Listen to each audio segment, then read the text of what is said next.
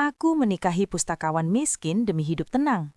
Tapi di malam pertama, ratusan tentara bersujud di kakinya sambil berteriak, "Hormat, Komandan!" Siapa sebenarnya suamiku? Subscribe dan like dulu. Komen hadir di bawah buat absen sebelum kita mulai. Alea tidak mencari pangeran berkuda putih. Di usianya yang ke-25, di tengah hiruk-pikuk Jakarta yang bising dan tuntutan ibunya yang materialistis, Alea hanya mencari satu hal, keheningan. Dan dia menemukan keheningan itu dalam diri Elian.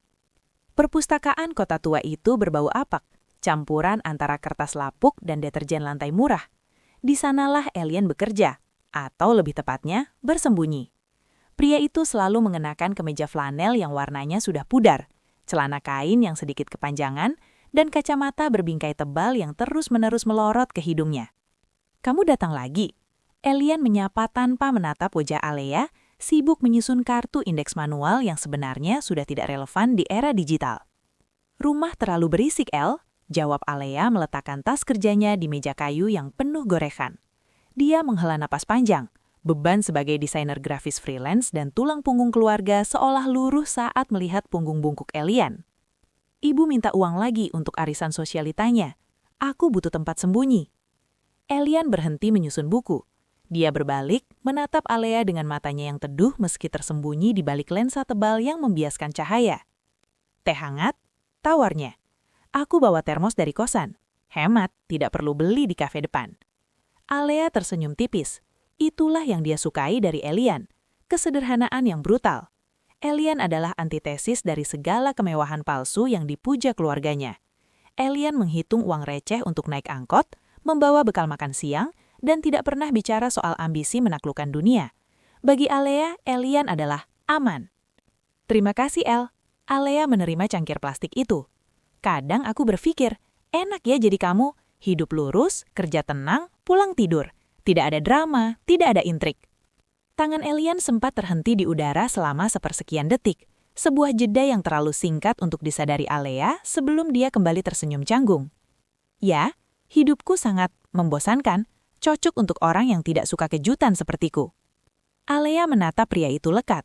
Rambut hitamnya agak berantakan, menutupi dahi. Bahunya selalu sedikit membungkuk, seolah dia berusaha membuat dirinya terlihat lebih kecil dari aslinya. Tidak ada yang tahu bahwa di balik postur pecundang itu, Elian sedang memindai seluruh perimeter perpustakaan melalui pantulan kaca jendela yang buram, memastikan tidak ada ekor yang mengikutinya hari ini. "Aku suka bosan," gumam Alea. Bosan itu damai. Seminggu kemudian, Elian melamarnya, bukan di restoran mewah dengan lilin dan musik biola, melainkan di bangku taman kota, di bawah lampu jalan yang berkedip-kedip mau mati. Mereka sedang makan nasi goreng gerobak. Elian meletakkan sendoknya, membersihkan mulut dengan tisu casar, lalu merogoh saku celananya. Dia mengeluarkan kotak kecil beludru yang terlihat sudah agak tua. "Alea?" Suaranya pelan, nyaris tertelan suara knalpot motor yang lewat. "Aku tidak punya banyak. Gajiku UMR, tabunganku sedikit, dan aku tinggal di kos petak. Tapi aku bisa menjamin satu hal. Bersamaku, kamu tidak perlu menjadi orang lain. Kamu bisa istirahat." Alea terdiam, menatap kotak itu. "Aku tahu ibumu tidak akan setuju," lanjut Elian, suaranya terdengar sedikit ragu. Jemarinya mengetuk lutut, sebuah gestur gugup yang meyakinkan. "Tapi jika kamu mau hidup sederhana, menua dengan wajar, maukah kamu menikah denganku?" Alea membuka kotak itu. Di dalamnya bukan emas atau berlian, hanya sebuah cincin logam berwarna hitam pekat, polos, tanpa ukiran. "Ini titanium?" tanya Alea. "Besi biasa, teman bengkelku yang buatkan." Elian berbohong dengan lancar.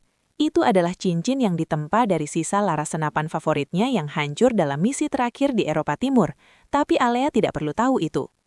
Alea tertawa kecil, matanya berkaca-kaca.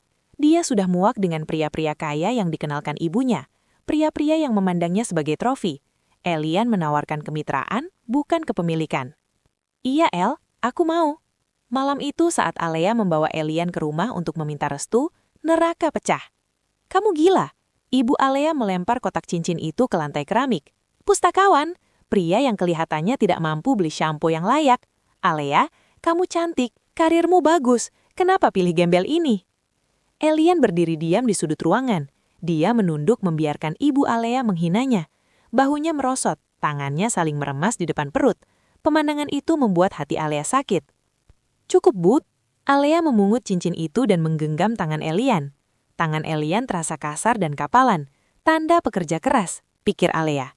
Padahal itu kapalan akibat latihan menembak dan memanjat tebing ribuan jam di sepanjang karir. Kami akan menikah, dengan atau tanpa restu ibu. Dan kami tidak butuh pesta. Cukup akad di KUA. Jangan harap ibu datang, teriak ibunya. Saat mereka keluar dari rumah itu, Elian mengeratkan genggamannya. Maafkan aku, Alea. Kamu jadi bertengkar dengan ibumu. Bukan salahmu, Alea menyeka air mata. Ayo kita mulai hidup baru, hanya kita berdua. Elian mengangguk. Di balik kacamata tebalnya, matanya berkilat dingin saat melirik ke arah semak-semak di seberang jalan, memberi kode mikro pada bayangan yang bersembunyi di sana untuk mundur. Target aman, batinnya. Persiapan pernikahan mereka dilakukan dengan kecepatan kilat. Hanya 2 minggu. Alea ingin segera keluar dari rumah ibunya, dan Elian tampak setuju dengan ketergesaan itu. Namun, ada hal-hal kecil yang membuat Alea mengernyit. Pertama, saat mengurus berkas di kelurahan, petugas birokrasi yang biasanya lambat dan meminta pungli, tiba-tiba menjadi sangat kooperatif begitu Elian menyerahkan KTP-nya. Petugas itu menatap layar komputer, wajahnya memucat, lalu dengan tangan gemetar menyetempel semua dokumen dalam 5 menit. "Kenapa dia?" tanya Alea saat mereka keluar. "Dia kelihatan takut." "Mungkin dia takut dimarahi atasan," jawab Elian santai sambil membetulkan letak kacamatanya. Kedua adalah teman-teman Elian. Saat mereka sedang memilih kebaya putih sederhana di pasar, Alea menyadari ada 2 pria berbadan tegap mengenakan jaket kulit yang berdiri sekitar 10 meter dari mereka. Mereka tidak belanja, hanya berdiri diam mengawasi. "El, 2 orang itu, mereka terus melihat ke arah kita," bisik Alea cemas. Elian menoleh sekilas, lalu kembali fokus memilih peci murah. "Oh, itu penagih utang." "Hah? Kamu punya utang?" Alea panik. "Utang lama, bekas biaya rumah sakit mendiang nenekku." Elian menarang cerita lagi. Wajahnya memelas. "Mereka cuma mengawasi, memastikan aku tidak kabur. Jangan khawatir, aku nyicil lancar kok. Mereka tidak akan melukaimu." Alea merasa iba sekaligus khawatir. "Setelah menikah, kita bayar sama-sama ya, El. Tabunganku lumayan." Elian tersenyum lembut, menyentuh pipi Alea. "Kamu terlalu baik, Alea. Jangan pikirkan itu." Sebenarnya 2 pria itu adalah anggota unit Alpha dari Black Aegis, pasukan paramiliter yang dipimpin Elian. Mereka bersiaga karena intelijen Elian mendeteksi pergerakan sindikat perdagangan senjata yang sedang mengincar The Wolf. Elian tahu resikonya menikahi Alea, tapi keegoisannya untuk memiliki sedikit surga mengalahkan logikanya. Dia bersumpah akan melindunginya, bahkan jika harus membakar dunia. Malam sebelum akad nikah, Elian mengirim pesan singkat pada wakilnya. Isi pesan, "Pastikan perimeter bersih besok, level 5. Istriku tidak boleh melihat 1 tetes darah pun." Hari pernikahan itu abu-abu. Langit Jakarta mendung, seolah turut berduka cita atas ketidakhadiran Alea. Di kantor KUA yang sempit, hanya ada penghulu, 2 saksi, tetangga kosan Elian yang dibayar nasi bungkus, Alea dan Elian. Alea mengenakan kebaya putih sederhana yang ia beli di pasar. Wajahnya dipulas make up tipis yang ia lakukan sendiri. Meski begitu, di mata Elian dia terlihat lebih agung daripada ratu manapun yang pernah ia lindungi dalam tugas kenegaraan. Elian mengenakan setelan jas hitam yang agak kedodoran. Sengaja ia pilih ukuran yang salah untuk menyembunyikan otot tubuhnya yang terlatih. "Saya terima nikah dan kawinnya Alea binti Ruslan dengan mas kawin tersebut dibayar tunai." Suara Elian terdengar berbeda hari ini. Tidak ada keraguan. Tegas, berat, dan berwibawa. Penghulu bahkan sempat terperanjat mendengar intonasi suara yang begitu dominan keluar dari pria yang tampak loyo itu. "Sah? Sah." Alea meneteskan air mata saat mencium punggung tangan Elian. Tangan itu hangat. Kini, dia adalah istri dari seorang pustakawan miskin. Masa depannya mungkin akan sulit secara ekonomi, tapi hatinya tenang. Tidak ada lagi kepalsuan. Saat mereka melangkah keluar dari KUA, hujan mulai turun rintik-rintik. "Kita pulang naik taksi online?" tanya Alea membuka payung lipatnya. "Ada teman yang mau jemput," kata Elian. Dia melihat jam tangan digital murahnya. "Dia berutang budi padaku. Jadi dia meminjamkan mobilnya untuk mengantar kita ke tempat bulan madu kecil-kecilan." Bulan madu, mata Alea berbinar. Al, kita kan harus hemat. Cuma nginep semalam, anggap saja hadiah. Sebuah mobil mendekat dari ujung jalan. Alea melongo. Itu bukan mobil biasa. Itu adalah sedan hitam matte yang panjang dengan kaca film yang sangat gelap. Mobil itu terlihat kokoh, seperti badak berbaju izarah. Tidak ada logo merek, tapi Alea tahu ini mobil mahal. Seorang sopir berseragam safari abu-abu keluar, membuka pintu belakang dengan gerakan patah-patah yang sangat militer. Silahkan, Tuan. Mas Elian. Sopir itu buru-buru mengoreksi panggilannya, tapi Alea menangkap kegugupan di wajah sang sopir yang berbadan raksasa itu. Temanmu, orang kaya, bisik Alea saat mereka masuk ke interior mobil yang berbau leher mewah. Mantan bos tempat aku kerja serabutan dulu, jawab Elian singkat. Mobil meluncur mulus membelah kemacetan Jakarta. Alea merasa aneh. Mobil ini terlalu hening, kedap suara total, dan rutenya, mereka tidak menuju ke hotel murah di pinggiran kota seperti yang Alea bayangkan. Mobil itu melaju menuju jalan tol, lalu berbelok ke arah pegunungan di selatan, menjauh dari peradaban. El, kita mau kemana? Alea mulai gelisah saat melihat jalanan semakin sepi dan hutan pinus mulai mendominasi pemandangan di kanan kiri. Elian tidak bicara. Dia menatap keluar jendela. Hujan semakin deras. Postur tubuhnya perlahan berubah. Bahu yang tadi membungkuk kini tegap. Kakinya menapak kuat di lantai mobil. Ke tempat yang aman, Alea, jawabnya tanpa menoleh. Nadanya dingin, bukan nada Elian si pustakawan miskin. Jantung Alea berdegup kencang. Aman dari apa? Mobil berbelok memasuki sebuah jalan pribadi yang diaspal halus di tengah hutan. Di ujung jalan, sebuah gerbang baja setinggi 5 meter menjulang. Gerbang itu terbuka otomatis saat sensor memindai mobil mereka. Alea menahan napas. Di hadapannya, berdiri sebuah mansion modern yang lebih mirip benteng pertahanan. Dinding beton ekspos, kaca anti peluru, dan lampu sorot yang menyapu halaman luas yang diguyur hujan. Namun, bukan kemewahan rumah itu yang membuat darah Alea membeku. Di halaman depan yang luas itu, berbaris ratusan orang. Mereka mengenakan seragam taktis serba hitam, rompi anti peluru, sepatu boot militer, dan senjata laras panjang tersandang di dada. Mereka berdiri diam mematung di bawah guyuran hujan deras, tidak bergeming sedikit pun. Barisan mereka rapi, presisi, dan menakutkan. Elian, suara Alea tercekak. Siapa mereka? Ini di mana? Mobil berhenti tepat di depan tangga utama. Supir segera turun dan membuka pintu di sisi Elian. Alea masih terpaku di dalam. Tangannya mencengkram jok kulit. Dia melihat suaminya melangkah keluar. Dan saat itulah, ilusi itu hancur berkeping-keping. Elian berdiri di tengah hujan. Dia melepas kacamata tebalnya dan melemparkannya begitu saja ke aspal. Dia menyisir rambutnya yang berantakan ke belakang, memperlihatkan dahi yang tegas dan tatapan mata setajam elang. Dia menegakkan punggungnya, dan tiba-tiba saja, kemeja flanel kedodoran itu tidak lagi terlihat menyedihkan, melainkan menyembunyikan tubuh predator yang siap menerkam. Aura mas-mas pustakawan itu lenyap tanpa sisa, digantikan oleh aura gelap, dominan, dan mematikan yang membuat udara di sekitarnya terasa berat. Satu orang pria dengan baret merah melangkah maju dari barisan pasukan, lalu berteriak membelah suara hujan. Hormat kepada komandan! Dek! Ratusan prajurit itu menghentakkan kaki serentak. Bunyi yang menggetarkan tanah, lalu menundukkan kepala mereka dalam-dalam. Ratusan senjata terarah ke bawah sebagai tanda tunduk mutlak. Mereka tidak menunduk karena takut, mereka menunduk karena hormat yang fanatik. Elian tidak terkejut, dia tidak canggung. Dia berdiri di sana seolah dia adalah dewa perang yang baru saja turun ke bumi. Dia menoleh ke arah mobil, ke arah Alea yang bergemetar di balik jendela kaca. Tatapannya bukan lagi tatapan Elian si kutu buku. Itu adalah tatapan The Wolf, pemilik Black Aegis, tentara bayaran paling mahal dan mematikan di belahan bumi timur. Elian mengulurkan tangannya ke arah Alea yang masih di dalam mobil. Keluar, istriku. Perintahnya rendah tapi menusuk tulang. Selamat datang di rumah aslimu. Alea merasa dunianya berputar. Dia menikahi pria yang menghitung uang receh untuk beli gorengan.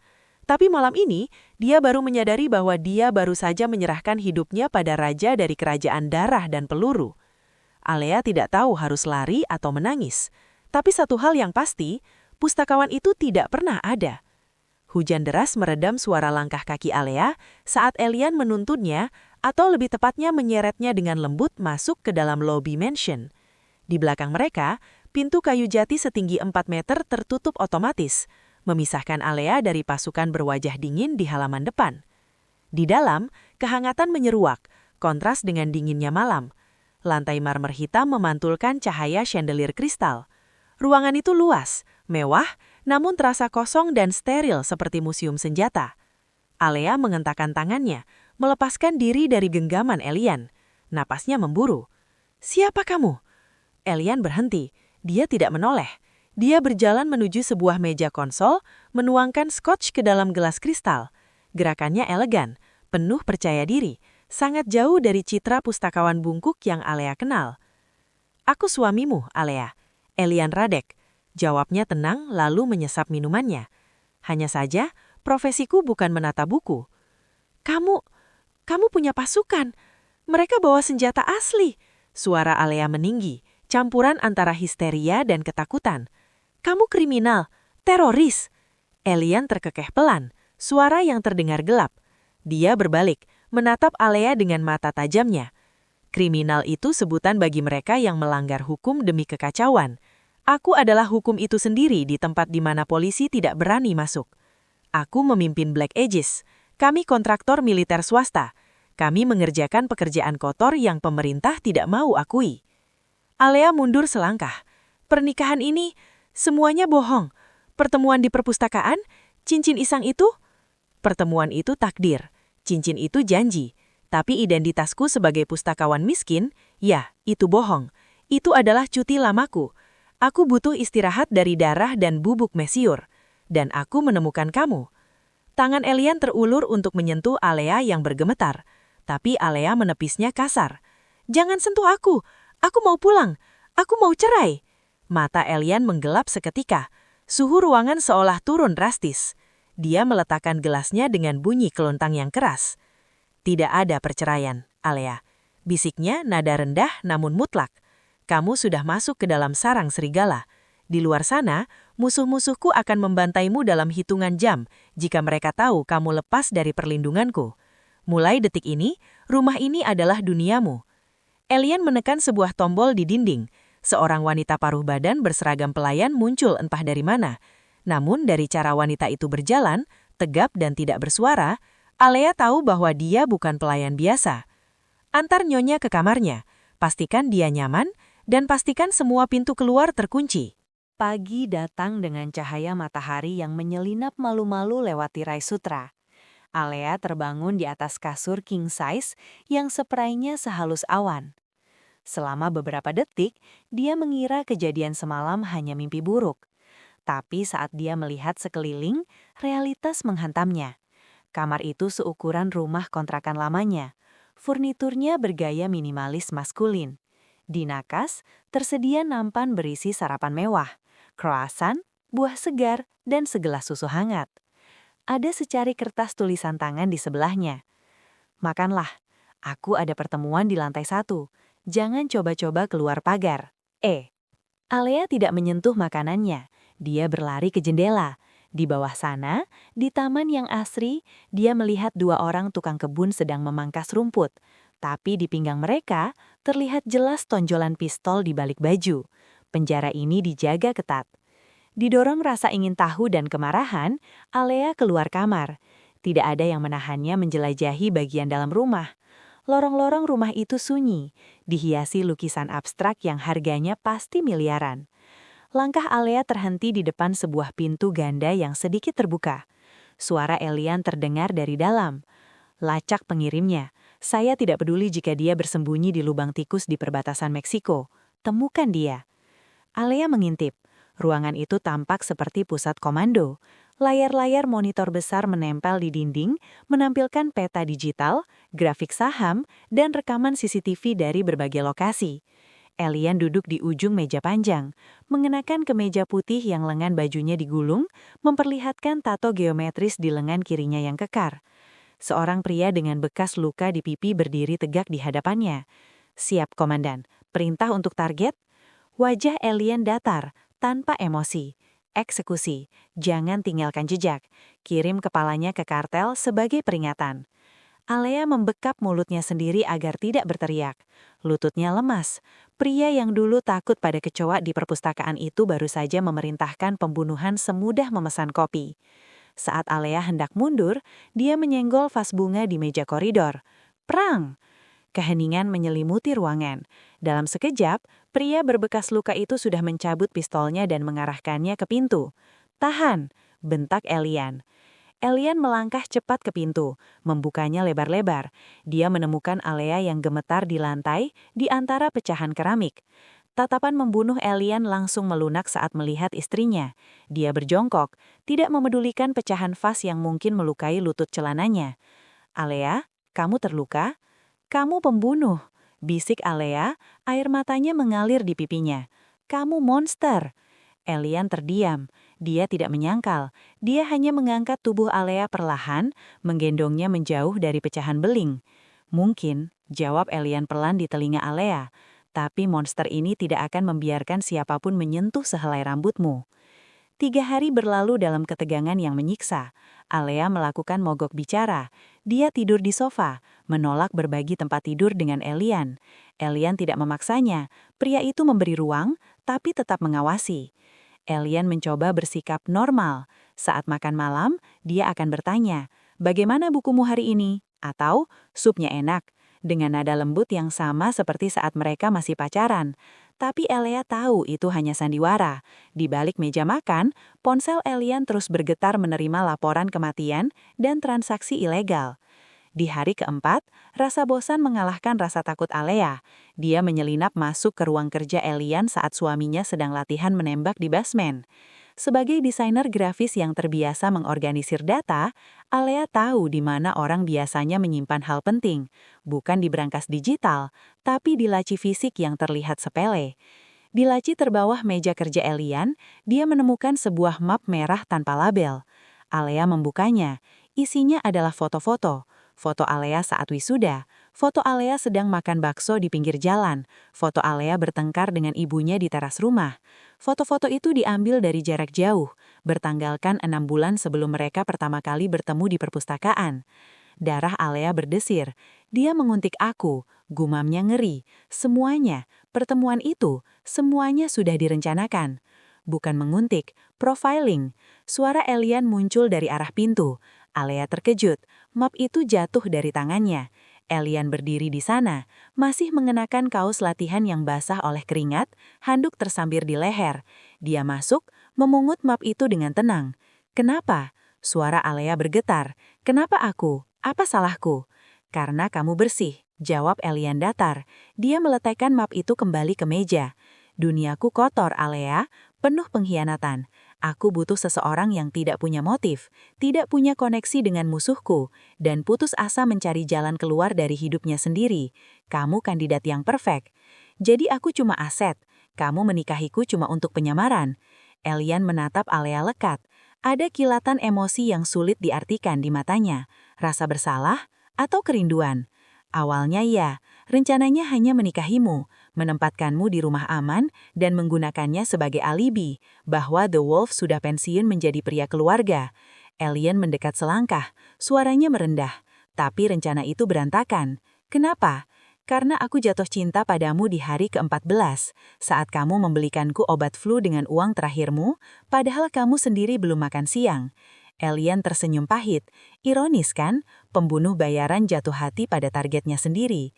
Alea terdiam, bingung harus merasa terhantur atau ngeri. "Bersiaplah," kata Elian, tiba-tiba, mengubah topik. "Nanti malam ada gala amal di Hotel Grand Orion. Kita akan hadir sebagai suami istri." "Aku tidak mau ikut." "Fakor, saingan bisnisku, mulai curiga. Jika aku datang sendiri, dia akan berpikir pernikahanku palsu dan mulai mengincarmu sebagai titik lemah. Kita harus tampil meyakinkan." Elian berbalik menuju pintu. "Gaunmu sudah disiapkan di kamar." Grand Orion dipenuhi oleh elit ibu kota. Pejabat, selebriti dan pengusaha berbaur di bawah lampu kristal. Namun Alea, yang kini mengenakan gaun sutra marun dengan punggung terbuka dan kalung berlian yang harganya mungkin bisa membeli satu kelurahan, bisa melihat sisi lain dari pesta ini.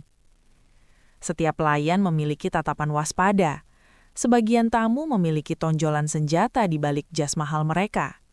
Ini bukan pesta biasa. Ini adalah pertemuan para predator yang menyamar menjadi domba. Elian tidak melepaskan pinggang Alea sedetik pun. Dia mengenakan tuxedo hitam, terlihat memukau dan berbahaya. Setiap kali ada orang yang menyapa, Elian memperkenalkan Alea sebagai istriku tercinta, dengan senyum yang terlihat tulus bagi orang awam, tapi terasa sebagai peringatan bagi lawan bicaranya. Senyum, bisik Elian di telinga Alea. Ada mata-mata Fakor di arah jam 9. Alea memaksakan senyum kaku. Aku mau ke toilet. Tunggu sebentar. Aku panggil pengawal. Aku butuh privasi, Elian. Toilet wanita ada di sana, cuma 5 meter. Bantah Alea, frustrasi dengan kekangan ini. Elian ragu sejenak, lalu mengangguk kaku. 2 menit, jangan bicara pada siapapun. Alea bergegas masuk ke toilet wanita yang sepi. Dia mencuci tangannya yang dingin, menatap pantulan wajahnya yang pucat di cermin. Apa yang harus kulakukan? Lari? Minta tolong? Saat dia keluar dari toilet, seorang pria bertubuh besar dengan jas abu-abu menghalangi jalannya di lorong sempit menuju ballroom. Nyonya Radek, sapa pria itu dengan senyum miring yang menjijikan. Atau harus kupanggil Nona Alea? Kudengar suamimu memungutmu dari tong sampah. Alea mencoba lewat. Minggir. Pria itu mencengkram lengan Alea kasar. Jangan sombong, bosku, Fakor, titip salam. Dia penasaran, seenak apa istri The Wolf sampai-sampai si anjing gila itu mau menikah. Tangan pria itu mulai meraba bahu Alea kurang ajar. Lepaskan, teriak Alea. Tiba-tiba sebuah bayangan hitam muncul di belakang pria itu. Tanpa suara, Elian mencengkram belakang kepala pria itu dan membenturkannya dengan keras ke dinding marmer. Duak. Pria itu ambruk, darah segar mengucur dari hidungnya yang patah. Sebelum pria itu sempat berteriak, Elian sudah menginjak pergelangan tangannya. Krak. Bunyi tulang patah terdengar mengerikan di lorong sunyi itu. Elian berjongkok, wajahnya sedingin es, matanya kosong tanpa belas kasihan. Dia menempelkan pistol berperedam suara ke tempurung lutut pria itu.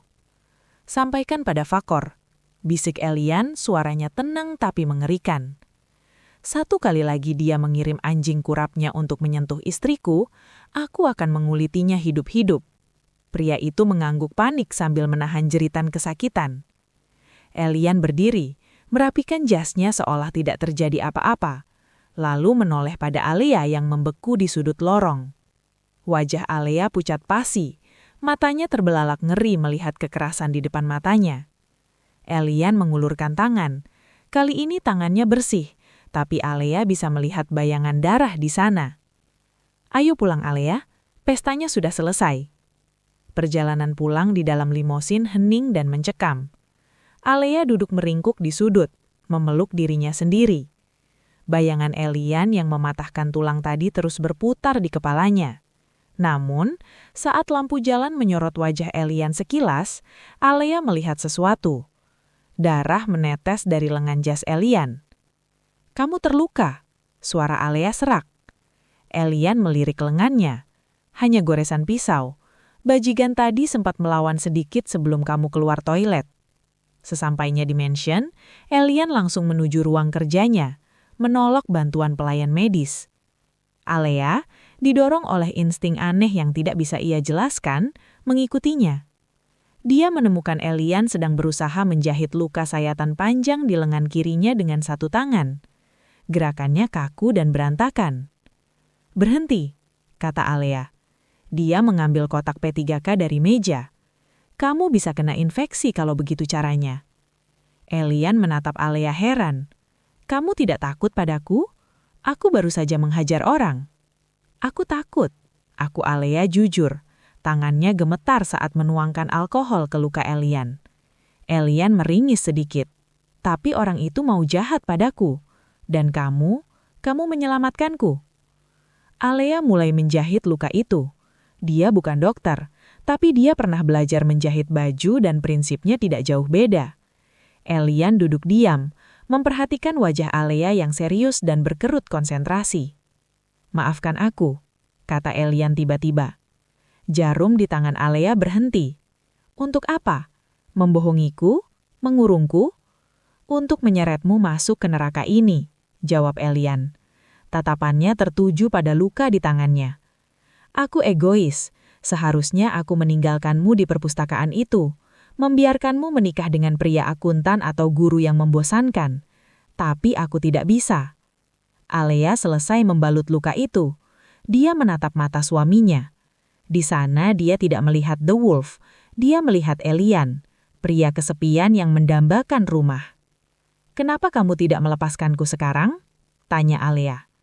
Elian menggeleng sepelan-pelan. Dia mengangkat tangan kanannya, menyentuh pipi Alea dengan sangat hati-hati, seolah Alea akan pecah. "Karena sekarang musuhku sudah tahu siapa kamu. Melepasmu sama saja dengan mengirimmu ke liang lahat. Dan aku tidak sanggup kehilangan satu-satunya hal baik yang pernah aku miliki." Alea tidak menepis tangan itu. Rasa hangat menjalar dari sentuhan Elian. Dia menyadari satu hal yang menakutkan, dia mulai merasa aman di dekat monster ini. "Aku masih marah," kata Alea pelan, "dan aku belum memaafkan kamu. Aku tahu, aku akan menunggu." "Tapi," Alea menghela nafas panjang, "jangan sembunyikan apa-apa lagi dariku. Jika aku harus hidup di neraka ini bersamamu, setidaknya beri aku peta." Elian menyumingkan senyum tipis, senyum tulus pertamanya sejak malam pernikahan mereka. Sepakat. Malam itu mereka tidur di satu ranjang yang sama. Tidak ada sentuhan intim, hanya punggung yang saling membelakangi.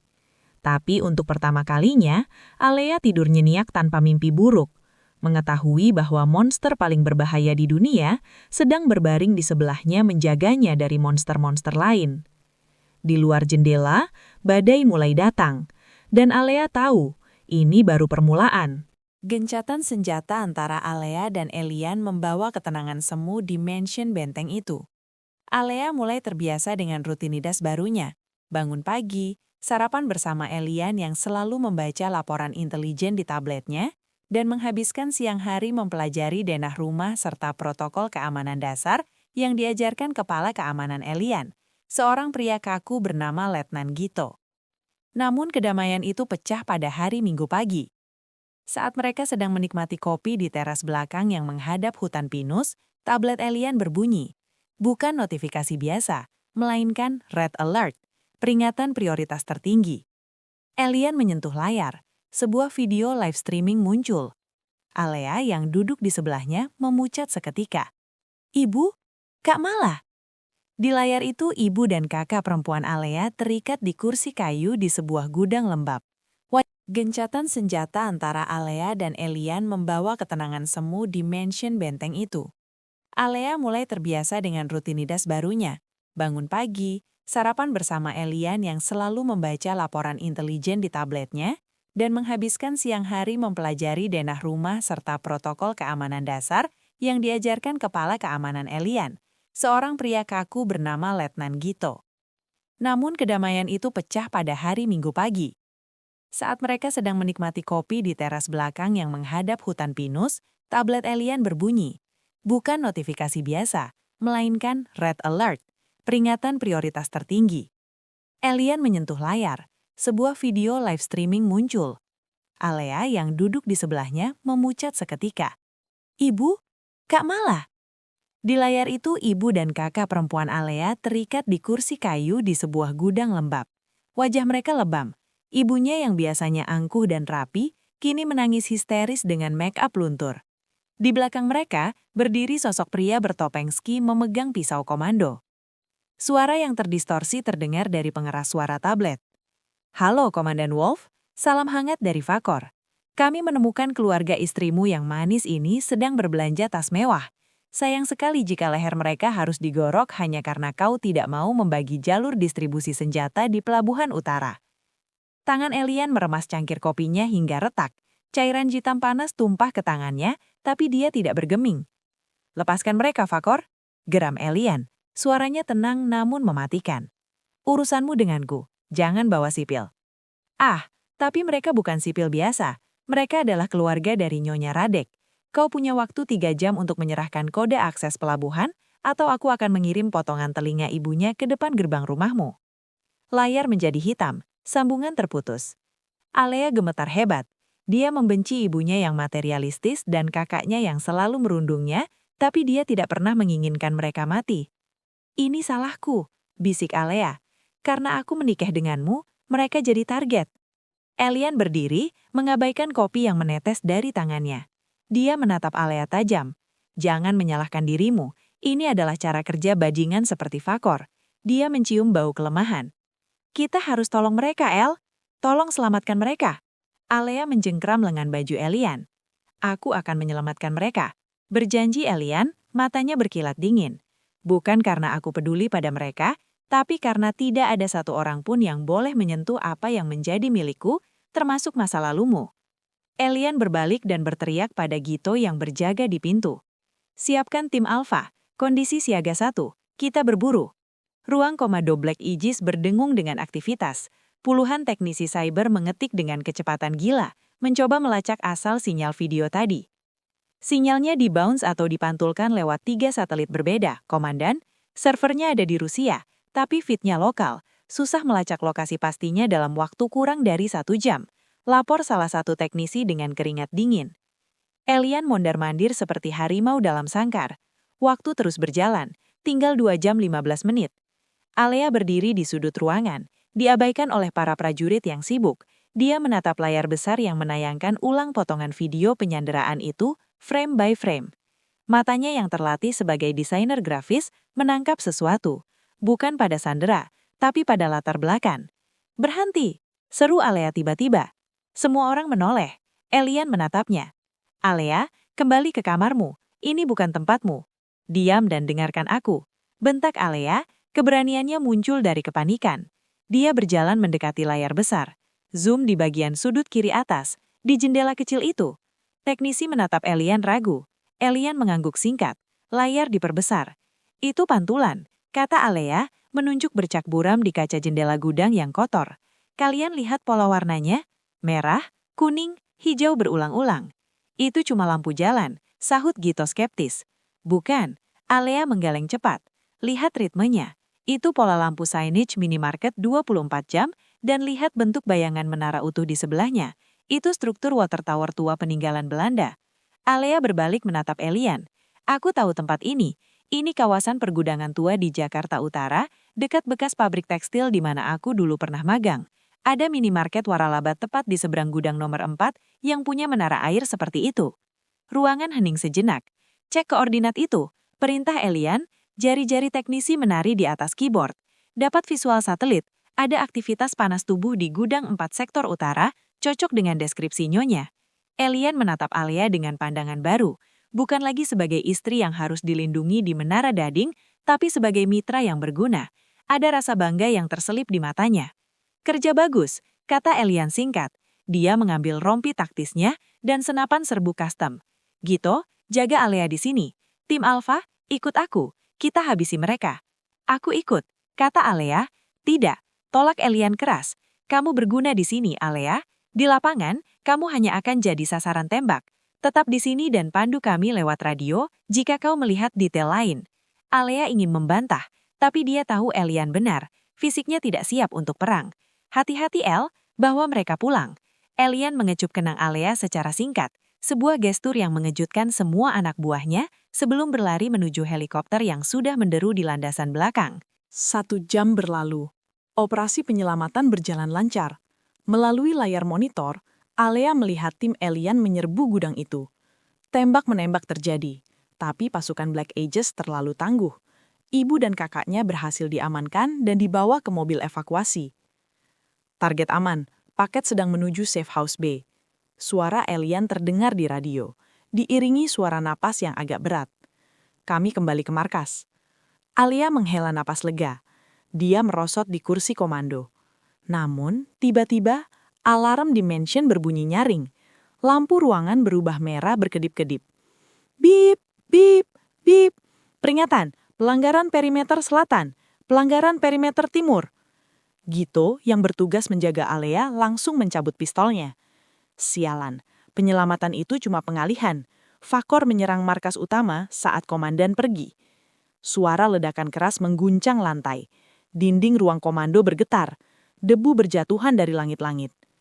"Nyonya, ikut saya. Kita ke panic room di basement." Teriak Gitu. Alea hendak lari, tapi matanya tertuju pada meja kerja Elian di sudut ruangan. Di sana ada hard drive eksternal berwarna hitam dengan logo serigala perak. Elian pernah bilang, itu adalah jantung, berisi data seluruh klien, identitas agen, dan rekening offshore. Jika Fakor mendapatkan itu, Black Ages tamat, dan Elian akan diburu seluruh dunia. "Tunggu," Alea berbalik arah. "Nyonya, jangan gila," teriak Gitu. Pintu ruang komando meledak terbuka. 3 orang berseragam tentara bayaran asing merangsek masuk sambil menembak membabi buta. Gitu menembak balik, menjatuhkan 1 orang, tapi dia tertembak di bahu. "Lari, Nyonya!" Alea menyambar hard drive itu, memasukkannya ke dalam balik blausnya. Dia tidak lari ke pintu keluar yang sudah diblokir musuh. Dia ingat denah yang dia pelajari tadi siang. Ada saluran ventilasi darurat di balik lemari server. Dengan adrenalin yang membanjiri tubuhnya, Alea merangkak masuk ke celah sempit di belakang rak server panas itu, tepat saat peluru menghantam monitor di tempat dia berdiri sedetik yang lalu. Dia merangkak dalam kegelapan. Debu dan kabel menyangkut di rambutnya. Di bawah sana, dia mendengar suara tembakan, teriakan, dan bunyi sepatu boot yang menghentak lantai. Rumahnya, benteng suaminya, sedang runtuh. Alea keluar di lorong basement yang remang-remang. Dia harus mencapai garasi bawah tanah. Namun di ujung lorong, sosok tinggi besar menghalangi jalannya. Itu Fakor, pria dengan wajah penuh tato tribal dan seringai kejam. Dia tidak ada di gudang, dia di sini. "Halo, Nyonya Radek." Fakor menyeringai, memutar-mutar pisau di tangannya. "Suamimu sibuk menyelamatkan ibumu yang cerewet itu, sementara aku datang untuk mengambil hadiah utamanya." Alea mundur, tangannya meraba dinding, mencari apa saja yang bisa dijadikan senjata. Tidak ada apa-apa. Tepat saat Fakor hendak menerjang Alea, kaca jendela di ujung lorong pecah berantakan. Sosok hitam meluncur masuk dengan tali rappelling, mengendang Fakor tepat di dada hingga terpental. Elian. Dia kembali lebih cepat. Dia pasti menyadari jebakan itu dan memutar balik helikopternya, meninggalkan timnya mengurus evakuasi. Elian mendarat di antara Alea dan Fakor. Tapi Elian tidak dalam kondisi pring. Dia sendirian, hanya bersenjatakan pistol yang pelurunya tinggal sedikit dan napasnya memburu. "Pergi dari istriku," geram Elian sambil tertawa. Fakor bangkit sambil menyeka darah di bibirnya. Di belakang Fakor, muncul 6 orang anak buahnya dengan senapan serbu terarah pada Elian. "Kau kalah jumlah, serigala, dan kau kalah posisi. Serahkan drive itu dan istrimu, mungkin aku akan membiarkanmu mati dengan cepat." Elian melirik Alea sekilas. Tatapannya penuh arti. "Lari saat aku beri aba-aba." "Alea," panggil Elian pelan tanpa menoleh. "Apa drive-nya perdamu?" "Iya," jawab Alea gemetar. "Bagus." Elian membuang pistolnya ke lantai. Dia mengangkat kedua tangannya. "Jangan tembak dia pada Fakor. Biarkan dia pergi. Kau boleh ambil aku. Kau boleh siksa aku, bunuh aku, ambil alih Black Ages. Tapi biarkan dia pergi dengan drive itu sebagai jaminannya. Dia tidak tahu cara buka enkripsinya. Drive itu tidak berguna tanpa aku." "Tidak!" teriak Alea. "Elian, jangan!" Fakor tampak menimbang-nimbang. Membunuh Elian adalah impiannya, tapi mendapatkan Elian hidup-hidup untuk disiksa jauh lebih menggoda. Tawaran menarik. Fakor menyeringai. "Istrimu boleh pergi, tapi kau ikut kami." "Elian, tidak, aku tidak mau pergi tanpamu." Alia menangis, mencoba meraih suaminya. Elian berbalik cepat, mencengkram bahu Alia kuat-kuat. Matanya yang tajam kini basah. "Dengar aku, Alia. Kamu harus hidup. Jika kamu mati, aku tidak punya alasan untuk bertahan. Pergi, cari Letnan Gitu. Dia tahu apa yang harus dilakukan." "Tapi, pergi!" bentak Elian keras mendorong Alea ke pintu keluar darurat yang terbuka. Alea terhuyung mundur. Dia melihat Fakor dan anak buahnya memukul Elian dengan poprok senapan hingga Elian jatuh berlutut. Darah mengucur dari pelipis suaminya. Elian tidak melawan. Dia hanya menatap Alea, bibirnya bergerak tanpa suara mengucapkan satu kata, lari. Dengan hati hancur berkeping-keping, Alea berbalik dan berlari menembus hutan di belakang mansion, sementara suara pukulan dan tawa Fakor menggema di belakangnya. 2 jam kemudian, di sebuah bunker rahasia di bawah tanah bekas pabrik tua, markas cadangan Black Aegis. Suasananya suram. Sisa-sisa anggota tim Alpha yang selamat berkumpul. Sebagian terluka, sebagian membersihkan senjata dengan wajah putus asa. Moral mereka hancur. Komandan mereka, The Wolf, yang selama ini dianggap tak terkalahkan, telah ditangkap. "Kita bubar saja," kata salah satu kapten unit, seorang pria Rusia bertubuh raksasa bernama Sergei. Dia membanting senjatanya ke meja. Fakor pasti sudah membawanya ke The Pit. Tidak ada yang pernah keluar hidup-hidup dari sana. Tanpa Elian, Black Aegis tamat.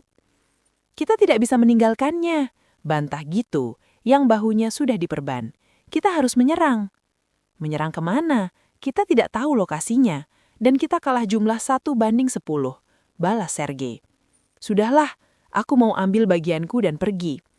Suasana memanas. Para tentara bayaran itu mulai berteriak satu sama lain, siap saling bunuh karena panik dan frustrasi. Brak! Suara benda keras menghantam meja logam menghentikan perdebatan mereka. Semua mata tertuju ke pintu. Alea berdiri di sana. Rambutnya kusut, gaun mahalnya robek dan penuh lumpur. Wajahnya coreng-moreng oleh debu dan sisa air mata yang sudah mengering. Tapi matanya menyala dengan api yang belum pernah mereka lihat sebelumnya. Di atas meja, dia baru saja mengempaskan hard drive jantung milik Elian.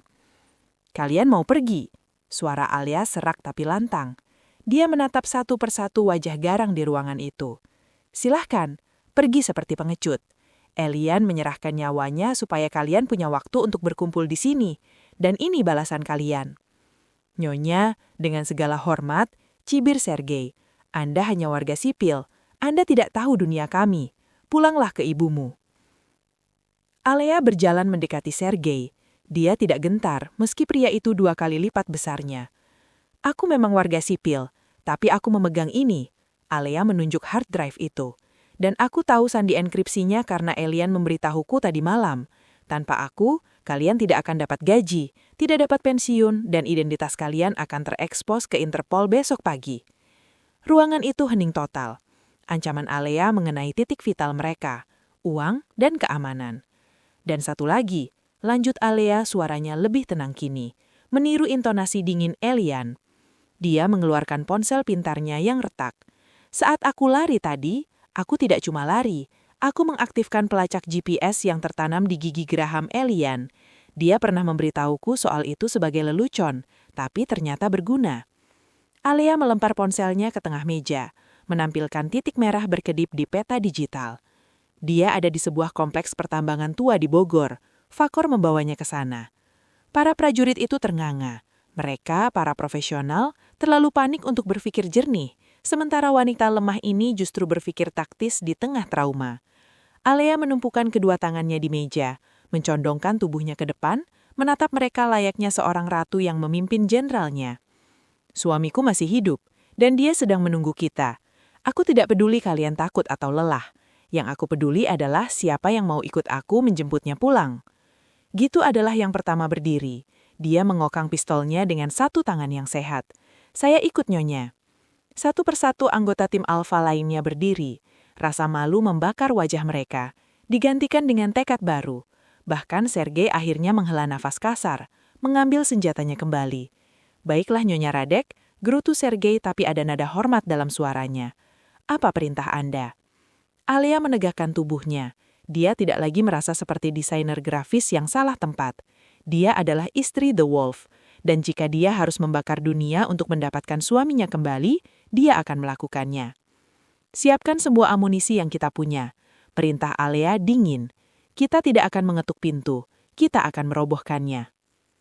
Hujan deras di kawasan Bogor mengubah jalan setapak menuju area pertambangan tua itu menjadi bubur lumpur. Konvoi 3 mobil Black Aegis melaju tanpa lampu, hanya mengandalkan kacamata night vision pengemudi. Di dalam mobil komando yang berada di tengah, Alea duduk mengenakan rompi Kevlar yang terasa terlalu berat di bahunya.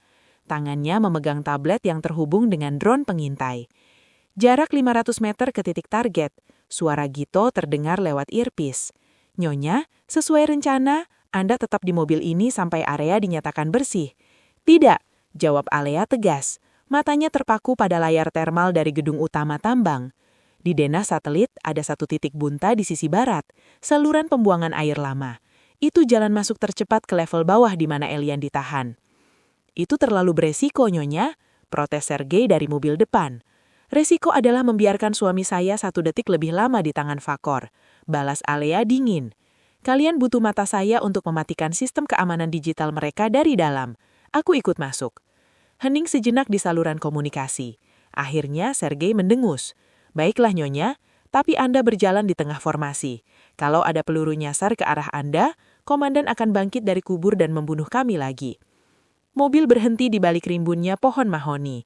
Pasukan Black Aegis turun dengan senyap. Hujan menyamarkan suara langkah kaki mereka.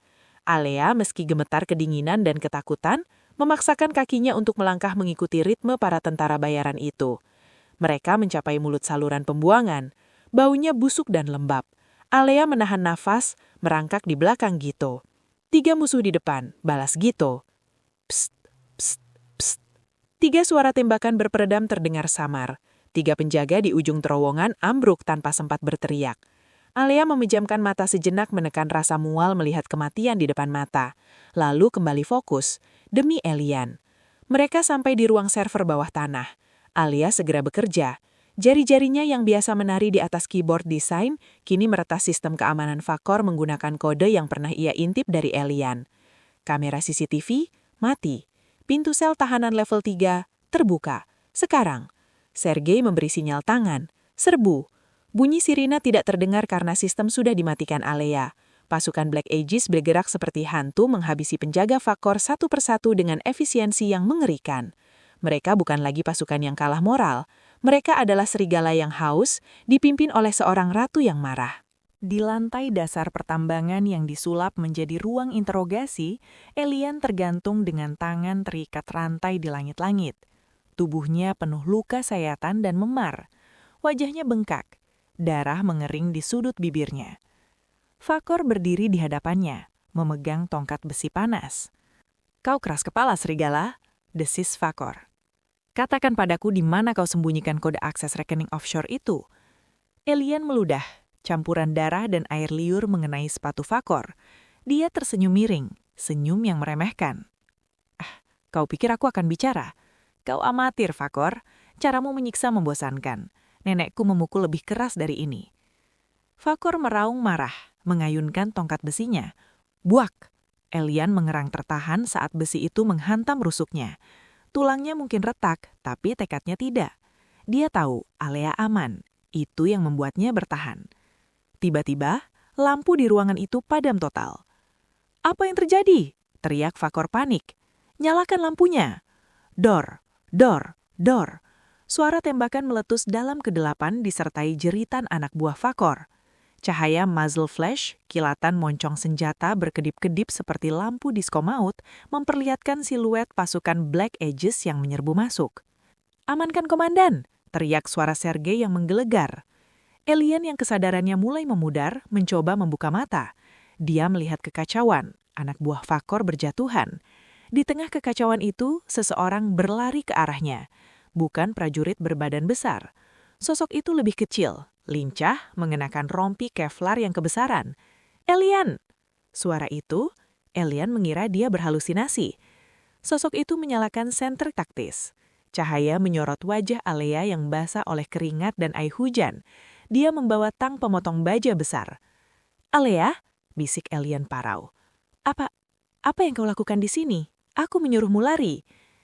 "Kamu menyuruhku lari, tapi tidak bilang ke arah mana," jawab Alea dengan suara bergetar sambil berusaha memotong rantai yang membelenggu tangan Elian. Air matanya menetes jatuh ke wajah Elian. "Jadi aku lari ke arahmu." Klak! Rantai putus. Tubuh Elian ambruk. Alea menangkapnya meski berat tubuh Elian hampir membuatnya ikut jatuh. "Kamu bodoh." Elian terbatuk, tapi tangan yang gemetar terangkat memeluk pinggang Alea erat-erat. istriku yang bodoh dan nekat. Diam dan bangun, isak Alea. Kita pulang. Saat mereka hendak berbalik, suara tawa dingin terdengar dari sudut ruangan yang gelap. Manis sekali, Romeo dan Juliet versi lumpur. Suara Fakor. Alea menyorotkan senter. Fakor berdiri di sana, memegang pemicu bom di satu tangan dan pistol di tangan lain yang diarahkan tepat ke kepala Alea. Satu langkah lagi, dan kita semua meledak bersama tambang ini, ancam Fakor. Matanya liar, tatapan orang yang sudah kalah dan memilih jalan bunuh diri. Pasukan Black Aegis yang lain membeku. Senjata mereka terarah ke Fakor, tapi tidak ada yang berani menembak. Pemicu bom itu tipe Dead Man Switch. Jika Fakor mati dan jempolnya lepas, bom meledak. Elian yang bertumpu pada bahu Alea menegakkan kepalanya. Sakit di tubuhnya seolah lenyap digantikan oleh insting membunuh yang dingin. Dia menatap Fakor. Lepaskan dia, Fakor. Ini antara kau dan aku. Tidak ada lagi negosiasi, teriak Fakor marah. Kalian menghancurkan operasiku. Kalian memermalukanku. Sekarang, letakkan senjata kalian. Nyonya Radek, kemari. Kau akan jadi jaminan baruku. Alia merasakan otot-otot Elian menegang. Dia tahu suaminya sedang menghitung peluang. Tapi dalam kondisi terluka parah, kecepatan Elian berkurang drastis. Alia menatap Fakor, lalu menatap Elian. Dia ingat sesuatu yang Elian ajarkan padanya saat mereka menonton film aksi di masa-masa tenang mereka, tentang pengalihan visual. Alia perlahan mengangkat tangannya, seolah menyerah. Di tangannya masih ada senter taktis yang sangat terang dengan mode strobe, atau kedip cepat. Baik, kata Alia pelan. Jangan sakiti dia. Bagus, kemari. Tepat saat Fakor menurunkan kewaspadaannya sedikit, Alia menekan tombol strobe pada senternya dan menyorotkannya langsung ke mata Fakor. Cahaya putih menyilaukan berkedip cepat dengan intensitas tinggi membutakan Fakor sesaat. Ah, sialan! Fakor memejamkan mata secara refleks, pistolnya goyah. Itu celah 1 detik yang dibutuhkan Elian. Meskipun rusuknya terletak, Elian menerjang maju seperti singa terluka. Dia tidak memukul. Dia melempar pisau lipat yang diam-diam dia ambil dari saku rompi Alea saat berpelukan tadi. Jelep. Pisau itu menancap tepat di bahu kanan Fakor, memutus syaraf lengannya. Tangannya mati rasa. Pistolnya jatuh. Tapi pemicu bom di tangan kirinya masih aktif. Sebelum Fakor bisa menekan tombol itu karena panik, Elian sudah ada di depannya. Dengan sisa tenaga terakhir, Elian menendang lutut Fakor hingga patah, lalu mencengkram tangan kiri Fakor. Untuk istriku, bisik Elian di telinga Fakor.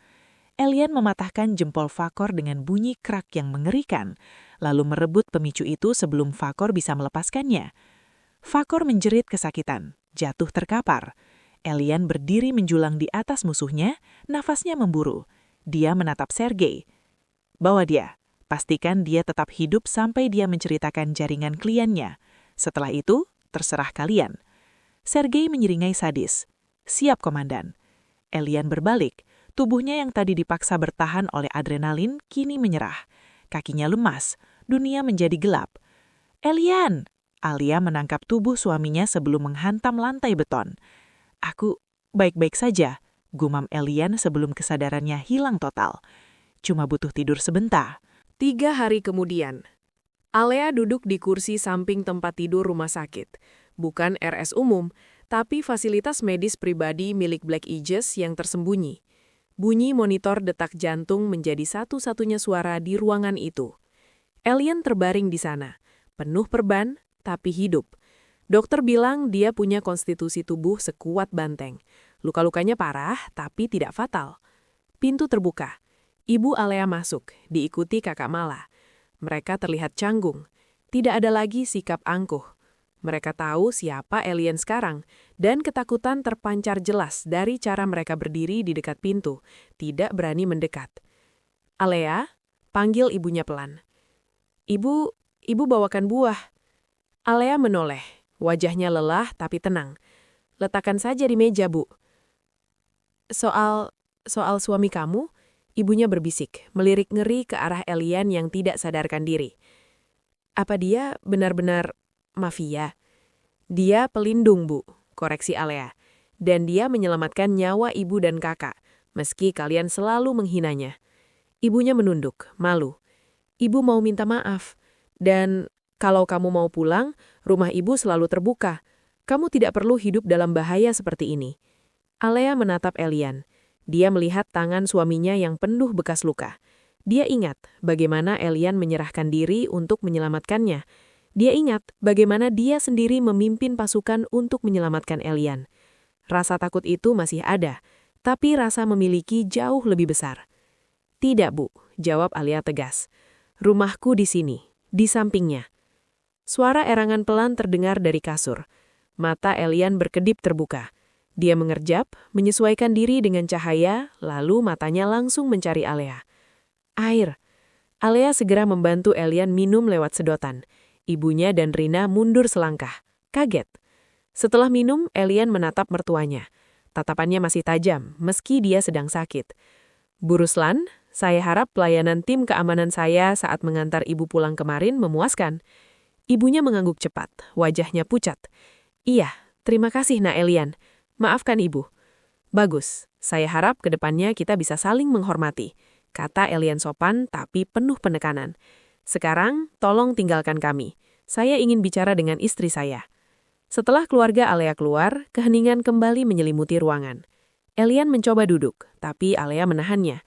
Jangan banyak gerak, jahitanmu belum kering. Elian meraih tangan Alea, mengecup telapak tangannya lama. Kamu gila, Alea. Menyerbu markas musuh, meretas sistem. Kamu bisa mati. Dan kamu akan mati kalau aku tidak datang. Jadi kita impas. Elian menghela napas panjang. Dia menatap langit-langit. Alea, tawaran itu masih berlaku. Fakor sudah habis, jaringannya hancur. Dunia bawah tanah tahu siapa kamu sekarang. Tapi mereka juga tahu apa akibatnya menyentuh kamu. Kalau kamu mau pergi, sekarang saatnya. Aku bisa memberimu identitas baru, uang yang cukup untuk 7 turunan, dan kehidupan damai yang kamu impikan dulu. Alea terdiam. Dia memikirkan perpustakaan yang sunyi. Dia memikirkan hidup normal tanpa pistol dan darah. Lalu dia menatap Elian, pria yang rela menghancurkan dunia demi dirinya. Pria yang melihat Alea bukan sebagai pajangan, tapi sebagai mitra yang setara. Pustakawan itu sudah mati, El, kata Alea lembut.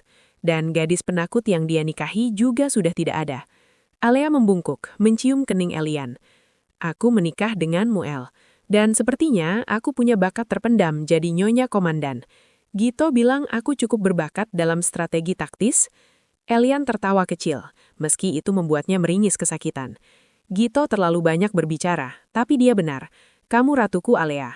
Dulu, sekarang, dan selamanya.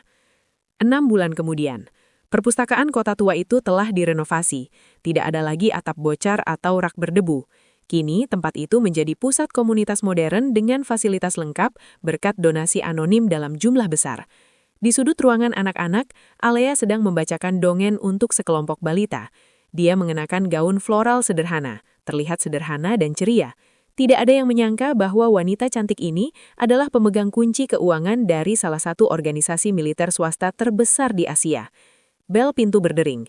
Seorang pria masuk.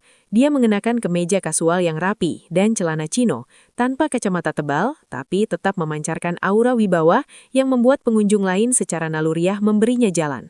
Elian. Luka-lukanya sudah sembuh total, meninggalkan bekas luka baru yang tertutup pakaian.